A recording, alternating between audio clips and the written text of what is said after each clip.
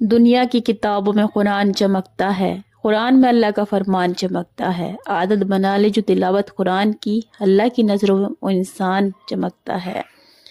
حضرت ابو ذر غفاری رضی اللہ تعالیٰ کہتے ہیں کہ میں نے حضور اکرم صلی اللہ علیہ وسلم سے پوچھا کہ حق تعالیٰ شانہ نے کل کتنی کتابیں نازل فرمائی ہیں؟ آپ صلی اللہ علیہ وسلم نے ارشاد فرمایا کہ 100 صحائف اور 4 کتابیں، 50 صحیفے حضرت شیش علیہ السلام پر اور 30 صحیفے حضرت ادریس علیہ السلام پر، اور 10 صحیفے حضرت ابراہیم علیہ السلام پر، اور 10 صحیفے حضرت موسیٰ علیہ السلام پر تورات سے پہلے، اور ان کے علاوہ 4 کتابیں توریت، انجیل، زبور اور قرآن شریف نازل فرمائی ہیں۔